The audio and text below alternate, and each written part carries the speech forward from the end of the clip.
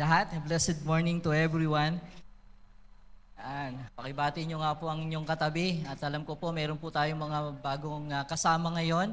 Of course, yung mga kasama po ng mga inimbitahan, inanyayahan ng atin pong mga kalalakihan. Diyan po sila sa bandang likuran. Welcome po kayo sa IRM Area E. At welcome po ang bawat isa po sa atin ngayon sa atin pong pagsamba sa ating pong Panginoon. Ngayong umaga po ay magpapatuloy po yung atin pong series about sa Life Together Stewardship. Life Together Stewardship. Today po, o sa araw po na ito, ay ipagpapatuloy po natin yung pangalawang installment ng atin pong team dun po sa ating series na Stewardship. Pero sa atin pong pagsisimula ay inaanyayahan ko po na ang lahat ay tumayo. Bilang paggalang po sa pagbasa ng salita ng atin pong Panginoon, ang verse sa Matthew chapter 6 verse 19 to 24 ay ganito po ang gagawin po natin. Ang verse 19 hanggang 21 ay mga kalalakihan po ang babasa. O pakilakasan po natin. Ang verse 22 hanggang 23 po ay mga kababaihan naman po. Okay. Ang verse 24, lahat po tayo sabay-sabay po nating babasahin. Okay po? Verse 19 to 21, ang mga kalalakihan po ang babasa. Ganito po ang salita ng Panginoon. Ready? 1, 2, 3, basa. Dito sa lupa. Dito ay may naninirang insekto at kalawang at may Verse 20.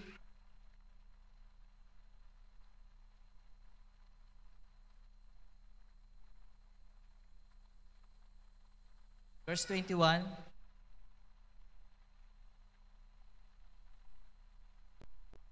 Verse 22, lahat po ng kababaihan.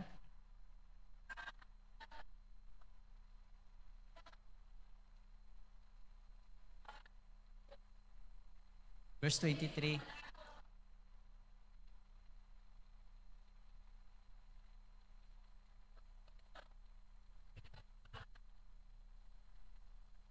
Lahat po tayo, verse 24.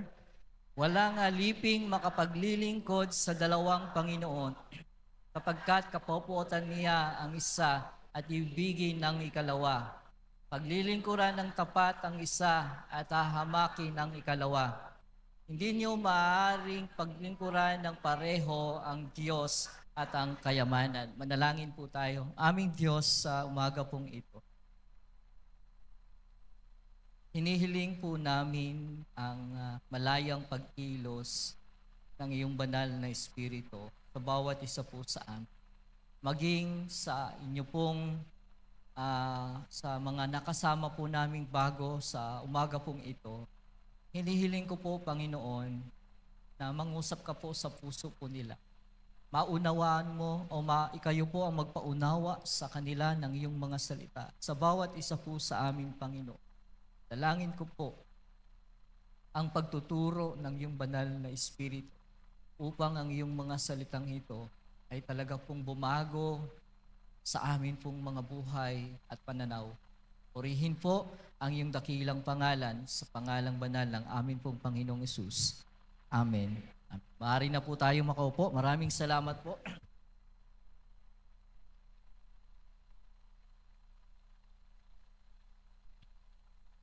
Yun pong mga passage na binasa po natin, mga talataan na binasa po natin, mga kapatid. Ito po ay bahagi po nung isang sermon ng Panginoong Hesus doon po sa tinatawag po nating Sermon on the Mount. At dito po sa mga passage po na makikita natin ang focus po ng pagtuturo ng ating pong Panginoong Hesus doon sa isang specific topic na kung saan sabi, pinag-uusapan o binabanggit po dito yung about finances or money. Okay, finances or money. Ang sabi po, ang Panginoong Hesus, sa kanya pong mga pagtuturo ay hindi po nawawala ang pag-uusap patungkol po dito, ang atin pong Panginoong Hesus. Ang sabi po, sa 38 parables ng atin pong Panginoong Hesus, 16 po doon, na sa pagtuturo o doon sa parables po na yon ay may concern po on how to handle money. Okay? On how to handle money. At doon naman po sa 4 Gospels, sa Matthew, Mark, Luke, John, sabi po doon, one out of 10 verses, nagdi-deal naman po directly doon po sa subject na money. Sa Bible po, sabi yung Bible has 500 verses about prayer. Less than 500 naman po ang mga verses na patungkol po sa pananampalataya. Pero sabi po dito, more than 2,000 verses sa Bible po ang nagsasalita about money and possessions. About money and possessions. Now, bakit po ang Biblia o ang salita ng Diyos o maging ang Panginoong Hesus ay nagbibigay ng diin sa pag-uusap, sa pagtuturo patungkol po sa finances or sa money? Bakit po kaya? Sapagkat alam po kasi ng Panginoong Hesus that most people, maging ang kanyang mga anak, maging tayo ng mga Kristiyano ay nag-struggle po about money. Tama po, nag-struggle po about or patungkol po sa finances po natin. Alam po ng Diyos na maraming tao ang mamumroblema po namumroblema patungkol po sa pera. Tama po, nag-agree po ba kayo doon? Alam po ng Diyos na ang lahat ng tao, Kristiyano o hindi Kristiyano, ay namumroblema pagdating po sa pera. May tanong po ako sa inyo dito. Pwede po bang magtaas ng kamay yung tao o yung sabihin na natin maging anak ng Diyos, na may problema po sa pera? Grabe, kukunti lang yung may problema sa pera, ilan lang kami Yung mas salamat sa Panginoon, maraming IRM area yung walang problema sa pera. Okay. Okay po. Sabi po, isa lang po ang sigurado. Ito po yung isa sa sinisigurado, o isa po sa katotohanan ngayong umaga po. Kung kayo po, ngayon, meron po kayong problema sa inyong pong finances, ang sabi po, the very least thing you will do kapag ikaw daw po ay may problema sa finances ngayon, the very least thing you will do is to give and to be generous. Kapag ang isang tao daw po, Kristiyano o hindi Kristiyano, kapag siya po ay may problema sa kanya pong finances, ang isa sa pinakahuli na gagawin po niya ay yung pong magbigay at maging generous sa ibang tao. Tama po? Bakit? Kasi wala ka na ngang pera, tapos magbibigay ka pa. Wala ka na ngang pera, namumroblema ka na nga sa pera, tapos magbibigay ka pa. May pangangailangan ka na, tapos tutugunan mo pa yung pangangailangan po ng iba. Pastor, dapat yung mga sangkot na lang sa flood control project, sila na lang po dapat ang magbigay kasi ang dami-dami po nilang pera. Hindi naman po pala sa kanila yon. Yun po ay galing sa mga taxes ng mga tao, ng mga mamamayan na nagsisikap magtrabaho at nagiging tapat sa kanila pong mga taxes. Itong mga flood control project na mga taong involved po dito na maraming nakalimbat sa pera ng mamamayan. Pastor, pwede bang sila na lang ang kausapin mo dito? Mga kapatid, ngayong umaga po, ang Diyos sa Kanya pong mga salita ay magtuturo po sa atin ng sikreto on how to truly experience financial freedom. Okay? Financial freedom. Hindi po sa perspektibo ng mundo, kundi sa salita ng ating pong Panginoon. And the secret of God's blessing po ay napakasimple lamang po. Pero sabihin natin simple pero napakahirap gawin para po sa marami po sa atin. If you want to receive God's blessing, you got to give. Kung nais po natin talagang maranasan ang pagpapala ng Diyos ayon sa Kanyang mga salita, kailangan mong magbigay. Kailangan po nating magbigay. Yun po ang unang hakbang. Sabi ko po, simple lang, pero kasama kami, ang bawat isa po sa atin, nakikita po natin ito ay mahirap nga pong gawin. If you want to receive God's blessing, you've got to give. Bakit po? Sabi po sa mga salita ng ating Panginoon, it is more blessed to give than to receive. Amen po? It is more blessed to give than to receive. At kapag nagbibigay nga po tayo ng masaya sa atin pong Panginoon. Ang title po ng message po natin ngayong umaga na naibahagi po ang naitoka po sa atin ay ito po, Heart and Hands Giving Happily. Giving happily. Ang preposition po natin o ang sabihin na po natin, pinakanais po natin na makita sa atin pong pag-aaral ay ito po. Ang pagiging bukas palad ng Diyos ay nahahayag sa buhay ng mga taong mapagbigay na laging handang ibahagi ang nararapat para sa Diyos. Ulitin ko po, ang pagiging bukas palad ng Diyos ay nahahayag sa buhay ng mga taong mapagbigay na laging handang ibahagi ang nararapat para sa Diyos. Doon po sa passage na atin pong binasa, makakakita po tayo doon ng 3 pairs ng metaphors. Okay? Na kung saan ginamit ng Panginoong Hesus para i-drive yung point niya, para ituro kung ano yung point niya about po sa finances or about sa money. 3 metaphors po na pag-uusapan natin ngayong umaga para talaga maranasan po natin o maging bumukas po talaga yung pagpapala ng Diyos sa buhay ng bawat isa sa atin. Nang sa gayon din po na sa atin pong pagkakaloob, sa atin pong pagbibigay, anumang uri po ng pagbibigay dito man sa church o sa ating kapwa dyan sa labas, ay maranasan po talaga or magawa po talaga natin yung pagbibigay na galing sa ating puso at pagbibigay na sabihin po natin nandoon yung kagalakan, nandoon talaga na masaya ka sa iyo pong ginagawa. Kasi ang totoo naman po, marami pong tao ngayon na nagbibigay sa mga charity, nagbibigay sa kanilang kapwa na pipilitan at wala pong saya talaga sa kanilang mga puso. Hindi po yun ang gusto ng Diyos na maranasan po natin. Ang nais po ng Diyos ay talagang magawa po natin at maranasan po natin ang masayang pagbibigay. Kaya po sa pag-aaral po natin, 3 bagay po ang pag-uusapan po natin na makikita po natin doon sa mga talata o mga salita ng atin pong Panginoon. Ang una po, na pag-uusapan po natin ay 2 Lords, 2 Panginoon. Ay Pastor, isa lang naman ang Panginoon po natin.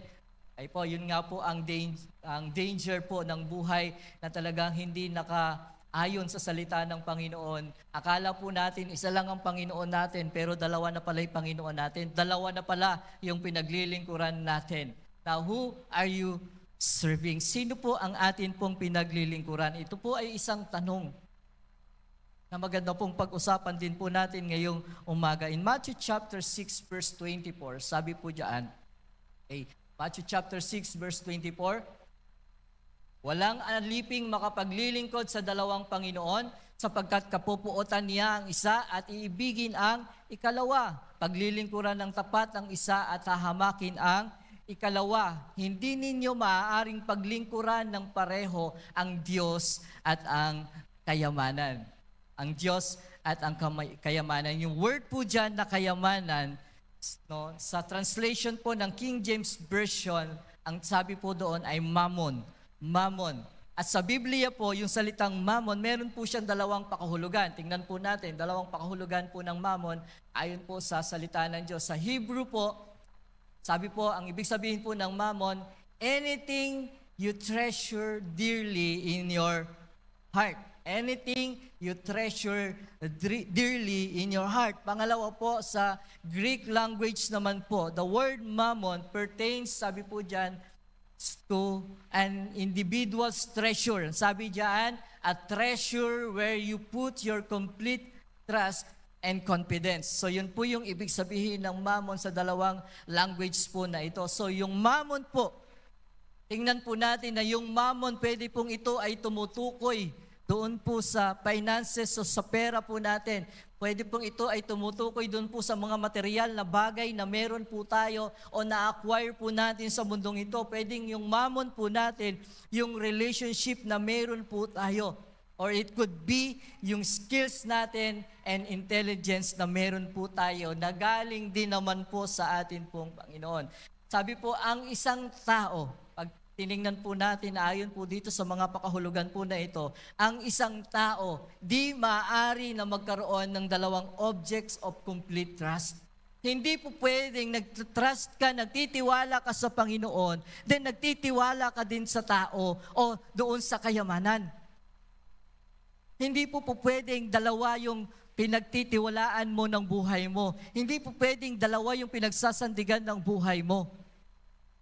Ang isang tao, di maaari na magkaroon ng dalawang lubos na pinagpapahalagahan sa kanyang buhay, pinagkakatiwalaan at pinanampalatayanan. Sabi nga po, it's either your treasure or you trust God, or your treasure and you trust your mammon. Hindi po pwedeng dalawa. Pwedeng, ang mangyari lang po, hindi ka talaga sa Panginoon nagtatrust, kundi dun sa mammon na meron ka, dun sa treasure, dun sa finances, sa material na bagay na meron ka, at dun sa relationship na meron ka. Now mga kapatid, bakit sinabi ni Jesus na hindi tayo pwedeng makapaglingkod ng sabay sa Diyos at sa kayamanan? Bakit po? Kasi po ganito po yun. Alam po ng atin pong Panginoong Hesus na marami pong Kristiyano o maraming mga tao napipilitin at gagawin po ang lahat. Mapagsabay lamang po nila ang kanilang pagpapahalaga at paglilingkod sa Diyos at sa kayamanan. At habang pong pinagsasabay po nila ang kanilang paglilingkod sa Diyos at kayamanan, akalain na po nila na nalulugod na po ang Diyos sa kanilang half-hearted at lukewarm na paglilingkod na ginagawa. Now, bakit nga po kaya pinagbabawal ng Biblia o inuutos ng Biblia na huwag tayong maglingkod sa dalawang Panginoon, sa Diyos at sa Diyos o sa ating kayamanan? Ang isa po sa dahilan ay ganito. Kapag pinagsasabay po kasi natin ang paglilingkod sa Diyos at sa kayamanan, ganito po ang palaging nangyayari. Now listen, hindi po natin maiwasan na darating po yung mga instances na kailangan mong mamili. Tama po, kailangan mong mamili kung alin sa dalawa ang uunahin mo. Hindi nga po pwede yung madalas na kinakanta ng mga tao, sana dalawa ang puso ko. Madalas na mangyari, madalas na pinipili po natin sa ating buhay ay hindi ang Diyos. Now, pag dumating po sa punto na kailangan mo nang mamili kung ano ang uunahin mo, ang Diyos ba o ang iyong mammon? Ang kadalasang nangyayari ay ito, ang para sa Diyos, ang palagi po nating naisasakripisyo.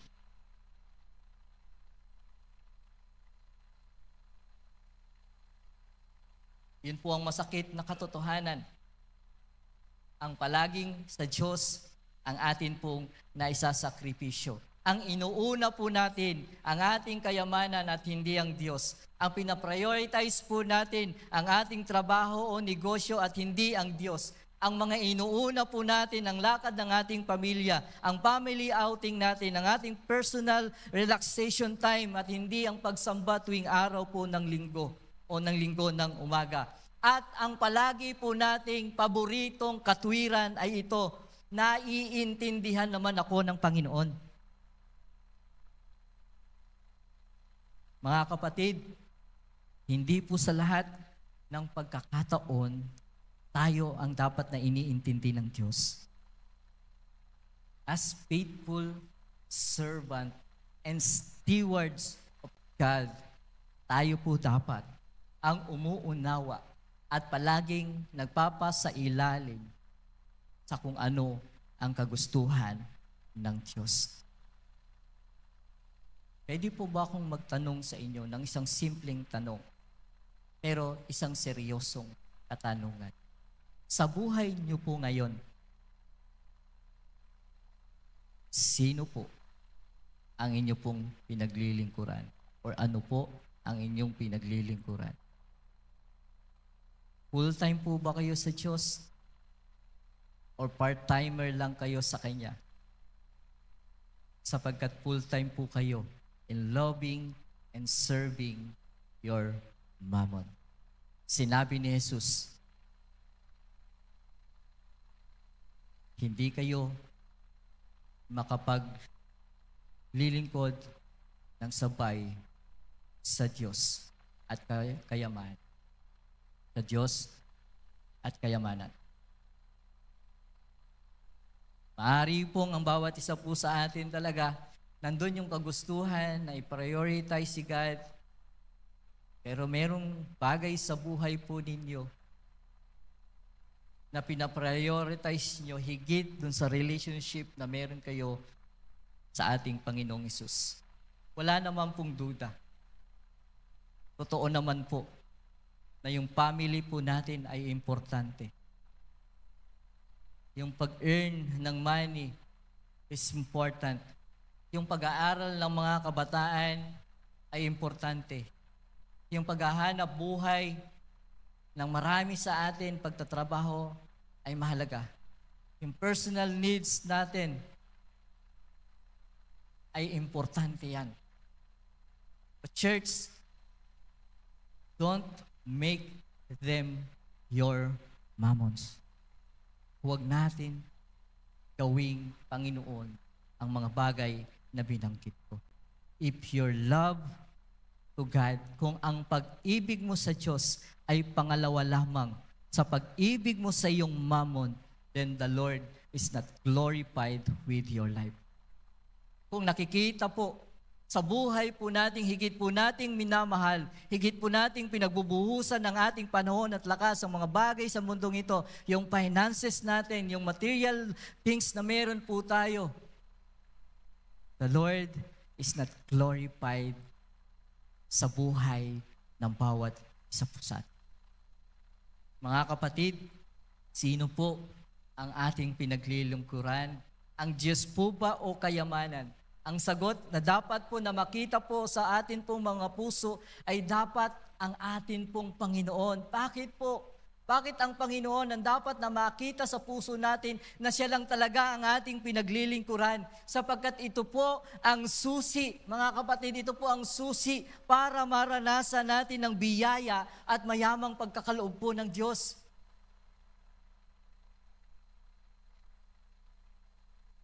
In Matthew chapter 6, verse 31 to 33, sabi po, kaya't huwag kayong mag-alala na baka kayo kapusin sa pagkain, inumin o damit. Alam ng inyong Ama na nasa langit na kailangan ninyo ang lahat ng ito. Ngunit higit sa lahat ay bigyang halaga ninyo ang kaharian ng Diyos at ang pamumuhay ng ayon sa kanyang kalooban, at ibibigay niya sa inyo ang lahat ng mga bagay na ito. Dito po sa mga talata, makikita po natin ang utos ng Panginoong Hesus. Napakasimple lamang po. Gusto niya pong sabihin sa bawat isa po sa atin, anak, bigyang halaga mo ako sa buhay mo. Unahin mo ako sa iyong buhay. Instead of devoting your life running for money, ibuhos mo ang iyong buhay, spend mo yung buhay mo in serving God and loving God. At kapag ginawa mo yon, ang sabi ng Panginoon sa kanyang talata, you will truly experience God's bountiful blessing. At ibibigay niya sa inyo ang lahat ng mga bagay na ito. Yun po ang pangako ng Diyos sa kanyang mga anak, sa mga taong makikita sa kanyang buhay na ang palagi niyang inuuna ay ang Panginoon at ang lahat ng bagay para sa Panginoon. Hindi yung kanyang mammon, kundi yung kanyang Lord.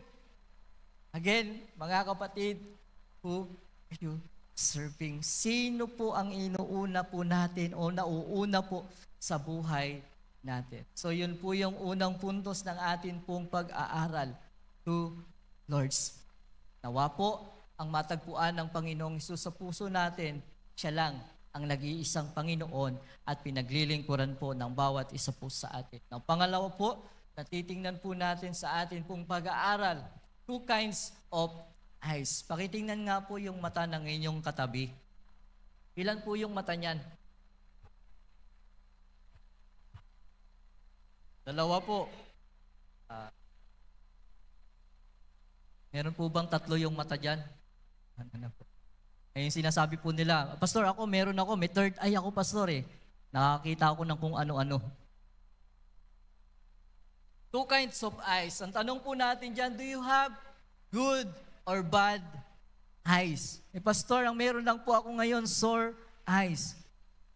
Do you have good eyes or bad eyes? In Matthew chapter 6, verse 22 to 23, hayaan niyo po ako, nabasahin po natin sa English. The lamp of the body is the eye.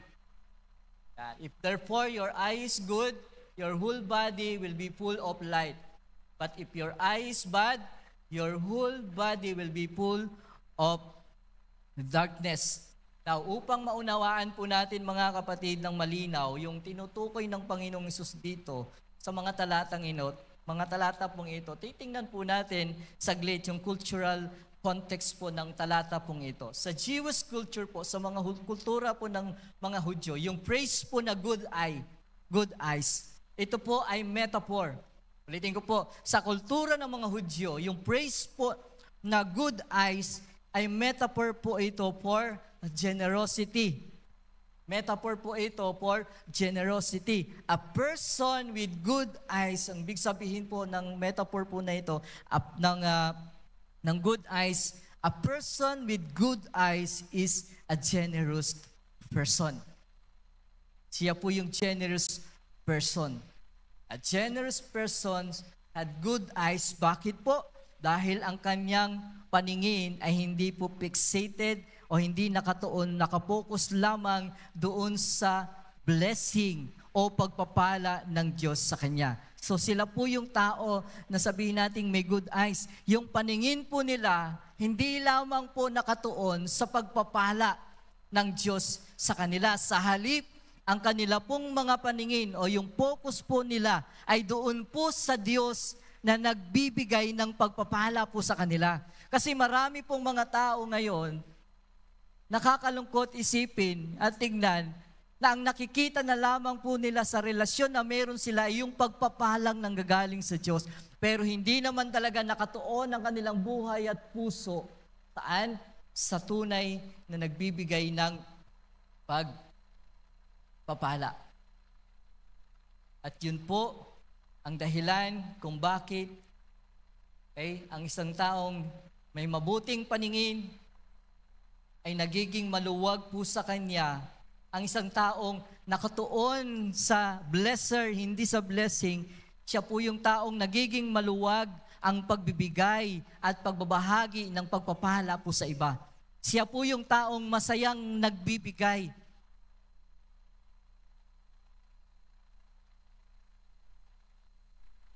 Ang taong may good eyes, siya po yung tao na palagi po niyang sinasabi sa kanyang sarili, okay lang na i-share ko yung mga blessings na tinatanggap ko. Bigay lang naman po kasi sa akin o bigay lang sa akin ng Diyos ang lahat ng ito. So sila po yung may good eyes. Now on the other hand, yung pong praise na bad eyes, isa po itong, sabi nga, idiom for selfishness. Okay? Isa pong tao, yung taong may bad eyes, siya po yung taong greedy. Siya po yung taong selfish.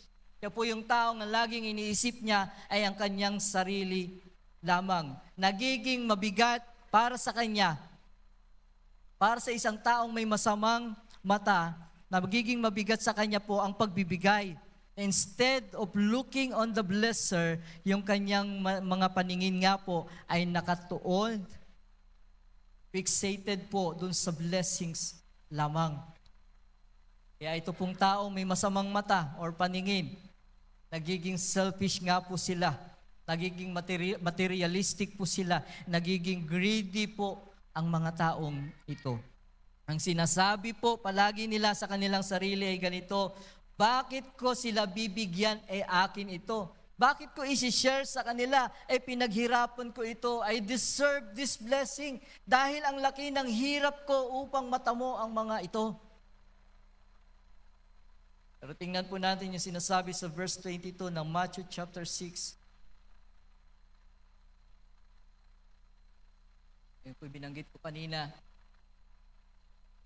The only source of life for the body is the eye. If you look at the people and want to help them, you will be full of light. But if you look at people in a selfish way, you will be full of darkness. Mga kapatid, again, what kind of eyes do you have? Fixated ba ito sa blessing o fixated ito sa atin pong Panginoong Hesus? Do you have a good eyes or bad eyes? Do you have a generous heart? Mga kapatid, kailan po yung huling pagkakataon na naging tapat po tayo sa pag-iikapu po natin at pagkakaloob? Kailan po yung huling pagkakataon na naging tapat po tayo sa pagtulong sa ating kapwa kahit walang-wala na po tayo? Lagi po nating tandaan, mga kapatid, church, listen, hindi po dapat maging excuse yung kahirapan na meron po tayo para hindi po tayo magkaloob. Alam ko po, sabi ko nga kanina, iyak po ako sa isang katotohanan na problema po ang bawat isa po sa atin pagdating sa pera. Pero hindi po dapat maging excuse ang bagay na yon o ang kahirapan o yung struggle natin sa finances para hindi po tayo magkaloob o para sabihin na natin isakripisyo natin yung pagkakaloob hindi na natin magawa. Ang pagbibigay, ang pagkakaloob, tandaan po natin ay atas ng Diyos na dapat po nating gawin o dapat gawin ng lahat ng mga Kristiyano, mayaman ka man o mahirap. May struggle ka man sa finances o wala. Let me repeat, huwag mong gawing lisensya ang iyong kahirapan upang hindi ka tumulong sa mga nangangailangan. Because according po sa atin pong salita o sa salita ng Panginoon, if you have bad eyes, poverty and difficulty will surely follow you. But if you have good eyes, kung meron kang magandang mata o paningin, kung matututo kang magbigay sa kabila ng mahirap na kalagayan na meron ka, sa kabila ng struggle na meron ka ngayon financially, sinisigurado ng Diyos that He will provide all your needs according to His riches in Christ's glory. At sabi po sa 2 Corinthians chapter 9 verse 6, tandaan ninyo ito, ang naghahasik ng kakaunti ay mag-aani ng kakaunti at ang naghahasik naman ng marami ay mag-aani ng marami.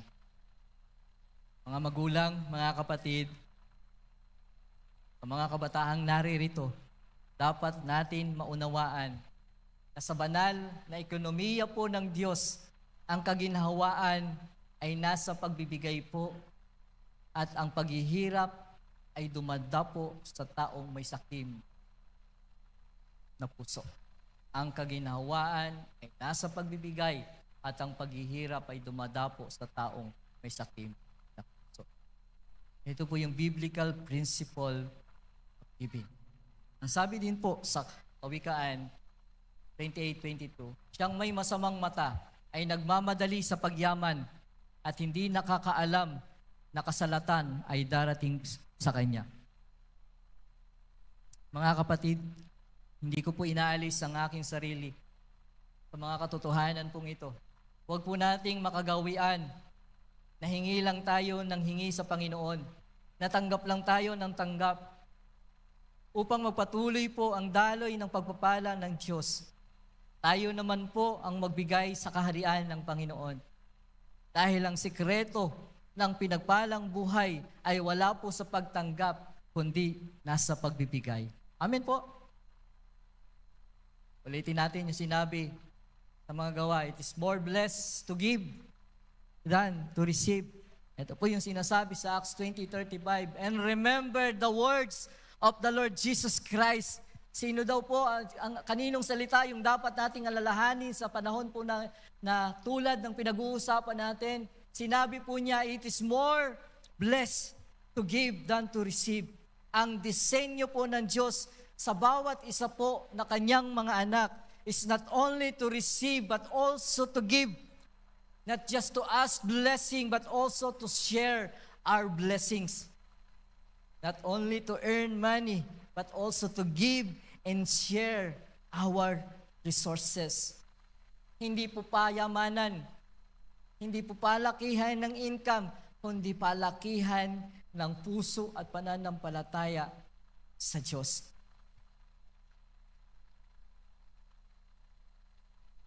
katotohanan o sa mga katotohanan po na akin pong binanggit, ilang porsyento lang po kaya ang tapat na nag-iikaw po at nagkakaloob sa atin pong iglesia, sa ating pong church.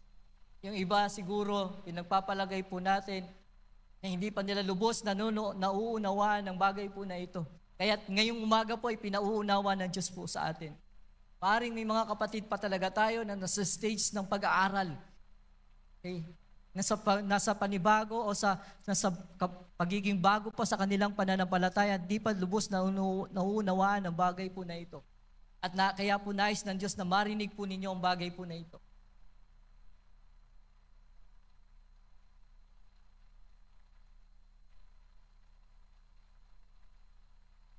Ngunit kalungkutan po sa ating mga puso na ilan lamang nga po ang nagiging tapat sa kanilang ikapo at sa kanilang paghahandog. Mga kapatid, bakit ko po sinasabi ang bagay po na ito? Bakit po nais ng Diyos na marinig natin ang mga salitang ito? Truth hurts.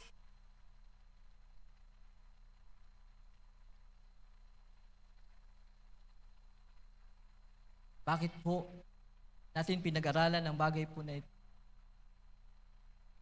Sapagkat nais ko po, personally as a senior pastor, na maranasan po ng bawat miyembro sa iglesyang ito. Nais ko po, ang bawat membership dito o member sa church na ito, to fully experience God's grace in giving. Kami po na manggagawa. Ang nais po namin na hindi lumaki yung income ng church. Dahil si Lord po ang bahala sa pangangailangan ng ating iglesia. Ang nais po at ang layunin ng pag-aaral natin, ng pangunahing pag-aaral po natin, ang isa po sa layunin ng ating pong pag-aaral, ay maranasan po ninyo ang lubos na pagpapala ng ating pong Panginoon. You and I will only experience the abundant blessing ng Diyos kung matututunan po natin na maging tapat sa atin pong pagkakaloob o pag-iikapo. Sa pamantayan po ng mundo, it is better to receive than to give. Kaya nga po may flood control issue eh. Sabi nga ni Pastor Peter, nakakagalit. Sabi ng asawa ko, active ka sa social media. Hindi na akong pinopost mo, yung ano na. Ang pamantayan ng mundo, makikita po natin. It is better to receive than to receive. Pero tandaan po natin sa ating mga anak ng Diyos. Sa pamantayan ni Kristo, again, it is more blessed to give than to receive. Kaya nga po, kung nais po nating pagpalain tayo ng Diyos, simple lang po, have good eyes, be generous, learn to give, sapagkat sa banal na ekonomiya ng Diyos, ang kahirapan ay kakambal ng pusong maramot at ang kasaganaan ay dumadaloy sa mapagbigay na puso. Do you have a good eyes or bad eyes? Pangatlo, sa atin pong pag-aaral, 2 sources of satisfaction. Where does your heart belong? Sabi po, may dalawang uri lamang ng kayamanan na pinagkakaabalahan po ang isang tao. Heavenly treasures and worldly treasures. At upang maunawaan po natin o mabatid po natin kung ano po ba talaga ang kung alin talaga ang mahalaga para po sa atin sa kasalukuyan, kailangan po nating maunawaan itong verse 19 and verse 21 po na ito. Basahin po natin, huwag kayong mag-impok ng mga kayamanan dito sa lupa. Dito'y may naninirang tanga at kalawang at may mga nakakapasok na magnanakaw. At sa halip, impukin ninyo ang mga kayamanan sa langit. Dooy walang naninirang tanga at kalawang at walang nakakapasok na magnanakaw. Sapagkat kung nasaan ang iyong kayamanan, naroon din ang inyong puso.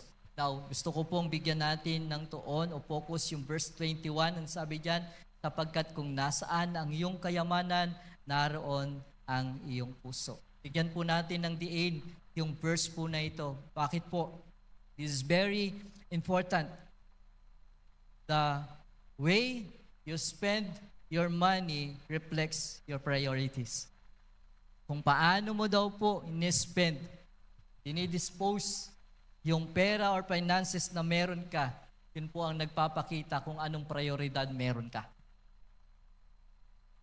Amen po?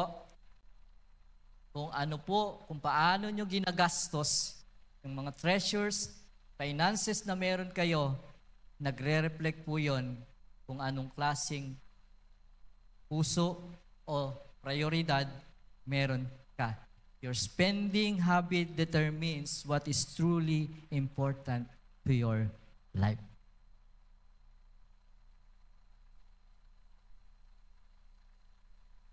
Gusto po ba nating malaman kung sino o ano po ba talaga ang minamahal ng ating puso?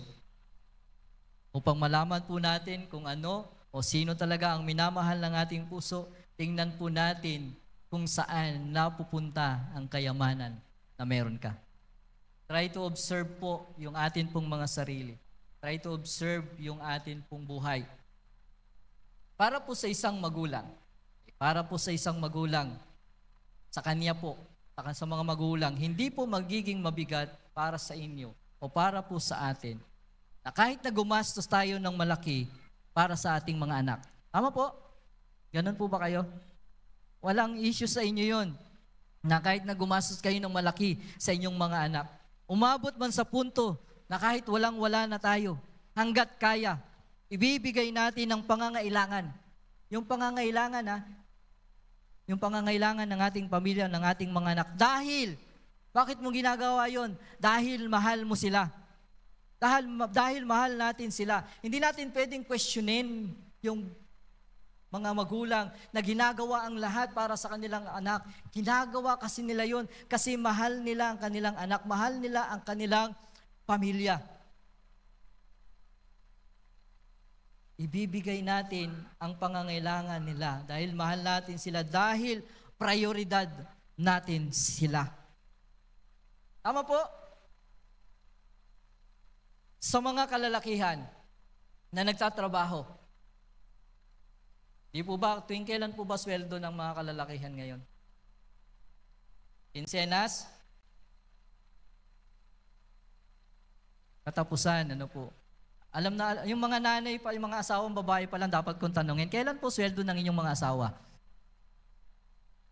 Alam po ninyo, ano po? Kailan po? Ang mga kalalakihan, halimbawa, nag-iintrega po sila. Sino po dito ang nagagawa pang mag-intrega sa kanilang mga asawa? Mga kalalakihan, meron pa po ba? O nag-iintriga na lang po tayo? Nag-intrega pa po kayo?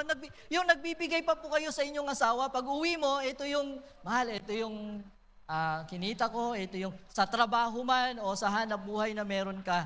Kumita ka man sa transaksyon, ano bang transaksyon meron kayo. O pag uwi nyo po, mahal, ito, alam mo, nakita ko yung intriga na lang ang dala. Sa mga kalalakihan, again, nag-entrega sila sa kanilang mga asawa, ng kanilang mga sweldo. Bakit nyo po ginagawa yon? Dahil takot kayo sa inyong asawa? Hindi. Dahil pinagtitimplan nila kayo ng kape tuwing kinsenas katapusan? Hindi. Kasi mahal ninyo sila. Tama po? Mahal natin o mahal ninyo ang inyong mga asawa para sa inyo. Hindi issue ang pag-iintrega kasi mahal nga po ninyo. Tama po? At sa Panginoon, ibinibigay ninyo ang ikasampung bahagi ninyo dahil mahal ninyo ang Panginoon. Amen? Nagbibigay kayo ng ikapo. Hindi issue sa inyo ang pag pinag-uusapan ng ikapo at paghandog kasi mahal ninyo ang Panginoon. Nagiging issue lang sa atin, sa maraming tao, ang word na tithes and offering kapag hindi nyo talaga mahal ng lubos ang Panginoon. Yun po ang katotohanan. Na-open tayo kapag pinag-uusapan ng bagay po na ito. Kasi hindi naman talaga natin mahal ang Panginoon. Giving is never an issue kung ang recipient ng pagbibigay po natin ay yung minamahal po natin. Amen? Yung tunay ni minamahal po natin. Giving is never a problem kung bibigyan mo naman, again, yung tunay mong minamahal. Kaya nga po, kapag nagbibigay tayo ng malaking halaga sa isang tao na hindi mo naman mahal, ang iyong pagbibigay ay tiyak na magiging mabigat sa iyong kalooban. Pero kapag tunay na minamahal mo ang isang tao, kahit ibigay mo ang malaking halaga sa kanya, hindi mo ito panghihinayangan. Dahil tunay ang pagmamahal mo sa kanya. Mga kapatid, yun po ang ibig sabihin ng talata. Ang iyong pagmamahal sa isang tao ay nasa sukat ng laki ng kayang ibigay sa kanya. Kung saan tumutungo ang iyong kayamanan, kung saan mo dinadala ang iyong salapi, iyon ang tunay na pinagpapahalagahan ng iyong puso. Mga kapatid, mahal po ba natin talaga ang Panginoon? Alam niyo sa Lord, hindi naman naging issue sa Kanya ang pagbibigay. John 3:16, For God so loved the world that He gave His only begotten Son, that whoever believes in Him will not perish but will have eternal life. Hindi naging issue sa Lord na ibigay ang Kanyang kaisa-isang anak sa atin kahit sa kabila ng ating pagkakasala sa Kanya. Hindi naman material na bagay yung binigay ng Diyos sa atin. Hindi finances. Buhay ng Kanyang kaisa-isang anak. Ulitin ko po yung tanong, mahal niyo po ba ang Panginoon? Mahal niyo po ba ang Panginoon? Ang ugat ng problema ng hindi po pagiging tapat sa pag-iika po at pagkakaloob sa Diyos ay hindi naman po talaga kawalan ng pera. Excuse lang ng marami, Pastor, wala akong maibigay kasi kapos yung sweldo ko. Pastor, wala akong maibigay kasi nahihiya ako, Pastor. Barya lang yung aking nasa bulsa ko ngayon.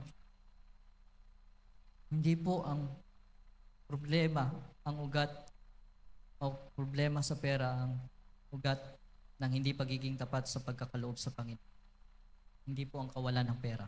Sa halip, ang ugat po talaga ng problema ng hindi pagiging tapat sa pag-iika po at pagkakaloob ay ang kawalan ng pag-ibig sa Diyos. Dahil kung talagang mahal po natin ang Panginoon, kung talagang priority or top priority ng buhay mo ang Diyos, kahit halos walang-wala ka na, uunahin mo pa rin siya. Uunahin mo pa rin ang pagbibigay na nararapat sa Kanya dahil mahal mo siya at pinaprioridad. Subalit kung di nga po prioridad ng buhay natin ng Panginoon, palaging mabigat sa kalooban natin ang pagbibigay sa Kanya. That's the meaning of the verse. Ayun. Sapagkat kung nasaan ang inyong kayamanan, naroon ang iyong puso. Giving is never an issue if the recipient of your giving is someone you love. Kulang po.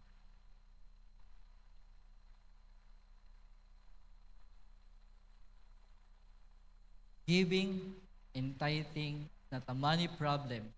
Giving and tithing is a heart problem.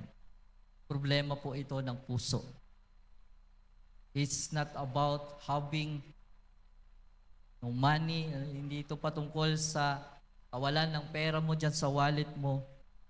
But it is about dun sa pag-ibig na meron ka sa iyong Panginoon. If you really love God, giving and tithing should never be a problem. If God is your treasure, He will be your pleasure.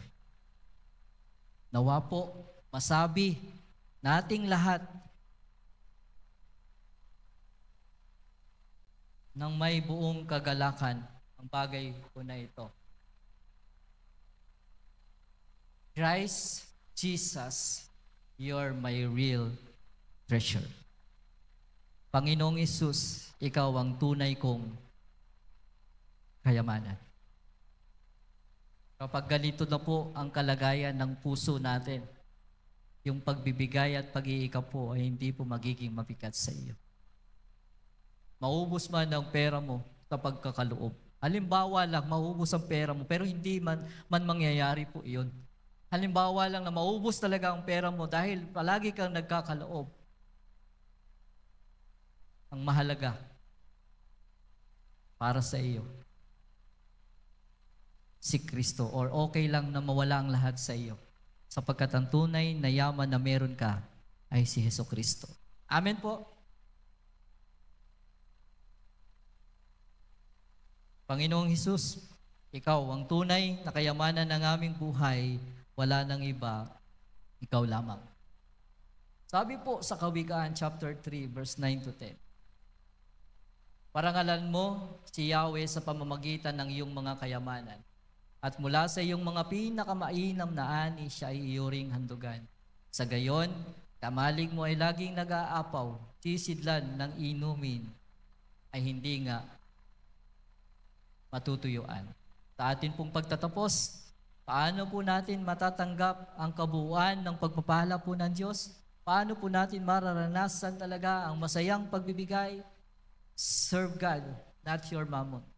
Paglingkuran po natin ng Diyos, huwag ang kayamanan. Have good eyes, be generous, palaging maging bukas sa pagkakaloob. Store up treasures not here on earth, but rather in heaven. Maghimpok tayo ng kayamanan doon sa langit, hindi sa mundong ito. Tanggapin po natin ang hamon ng salita ng Panginoon ngayong umaga. Start giving what you have today. Magpasimula kang magbigay kung anong meron ka ngayon, ngayong araw na ito. Bago ka man sa church, o matagal ka na sa church, may problema o may struggle ka man ngayon sa kasalukuyan, sa finances na meron ka, ibigay mo ang halaga na nararapat sa Diyos ng bukal sa iyong puso at masaya. Make the leap of faith. Huwag nating ipagpabukas ang bagay na ito sa halip. Simula po sa araw po na ito, tapos man yung finances po natin, magpasya ka na magiging tapat ka sa Diyos. Yun po yung unang mong gagawin. Magpasya ka sa araw na ito, sa oras na ito, Lord, magiging tapat ako sa iyo, anuman ang meron ako sa aking bulsa. Pero mga kapatid, sa bawat isa po sa atin, bago po talaga tayo magbigay at maging tapat sa pagkakaloob, gusto ko lamang pong siguruhin at sabihin sa bawat isa po sa inyo, ang pinakauna po ninyong dapat ibigay talaga sa Panginoon ay ang inyong buhay.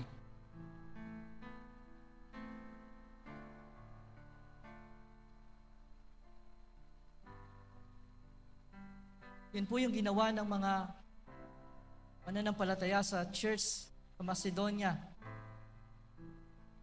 Naging bukas ang kanilang pagbibigay, naging generous sila sa pagbibigay. Saan po nagumpisa yon? Dahil binigay po, nagumpisa po yun. Nung binigay po nila ang buhay nila sa Panginoon at naranasan po nila yung biyaya, kagandahan loob ng Diyos. At nagpasimula po sila na sa kanilang kahirapan, sa panawagan ng pagkakaloob at pagtulong sa kanilang kapwa at kapatid sa Panginoon ay hindi po naging mahirap sa kanila. Start giving what you have today. Make the leap of faith. Kailan natin gagawin ito? Kailan ka magsisimulang magsabi sa Lord, Lord, magiging tapat na ako sa iyo. Kapos man yung finances ko, magpapasya ako sa oras na ito, Panginoon. Ibibigay ko ang aking buhay at sa tulong ng iyong banal na Espiritu ay magiging tapat ako. At kapag nakita ng Diyos ang katapatan ng iyong puso ngayon sa maliit na biyaya na meron ka sa kasalukuyan, ito na rin po ang pasimula na pasasaganahin ng Diyos. Maging ang maliit na halaga na hawak mo sa kasalukuyan. Lucas chapter 6 verse 38. Magbigay kayo at bibigyan kayo ng Diyos. Gustong takal, siksik, liglig at umaaw-paw pa ang ibibigay sa inyo. Sapagkat kung anong takalan ang ginagamit ninyo, kaya ring takalan ang gagabitin ng Diyos. Kapatid, pwede ko ba kayong anyayahang tumayo? Even yung mga visitors po natin. Dalangin ko po sa Panginoon, sa mga bago po nating nakasama, sa mga kalalakihan, in-invite po nila, sa mga bago po na mga kababaihan dyan, na bawat isa po dito. Dalangin ko po sa Panginoon, na masigit po ninyong makita ang magagawa ng Diyos sa inyo pong buhay. Na makita po ninyo na nais ng Diyos na maranasan po ninyo talaga ng lubos ang kanyang pagpapala. Hindi sa perspektibo ng mundo, kundi po sa pagtingin o sa lente ng mabuting balita o ng salita ng ating pong Panginoon. Make a leap of faith. Let us pray. Panginoon, una po sa lahat, ipapasalamat po kami dahil Ikaw po ang unang nagkaloob. Ikaw ang unang nagbigay. At hindi po material na bagay ang iyong pinagkaloob. Hindi po pera. Hindi kayamanan. Kundi ang buhay ng iyong anak, Jesus, na aming Panginoon. Lord, dalangin ko po sa oras na ito. Sa mga bago po naming nakasama na iyong mga anak. Nakasama sa bulwagan po ng pagsamba. Panginoon, dalangin ko pong akayin mo silang una. Ibigay nila ang kanilang buhay sa iyo. At kilalanin nila si Jesus bilang Panginoon at tagapagligtas ng kanilang buhay. At sa mga matagal na sa church, dalangin ko po, Panginoon, magsimula din po sila sa oras po na ito, na sabihin sa iyo, kami, Panginoon, na magiging tapat sa iyo. Panginoon, salamat na sa kabila po ng hindi namin pagiging tapat sa maraming panahon, ay nanatili ka pong tapat sa aming buhay at sa amin pong iglesia. Panginoon, dalangin ko po, tagpuin niyo po buhay ang puso ng bawat isa sa iyong mga anak. Panginoon, nawa po ang banal na Espiritu mo magturo, ang lubos na magpaunawa sa amin, na bawat isa po sa amin ng iyong mga salita hanggang sa kanila pong pag-uwi. Dalangin kong makita po nila, ikaw na Diyos na nagpapala. Purihin po ang iyong dakilang pangalan sa umaga pong ito. Pangalang banal ng amin pong Panginoong Yesus. Amen at amen. Magandang umaga po sa ating lahat.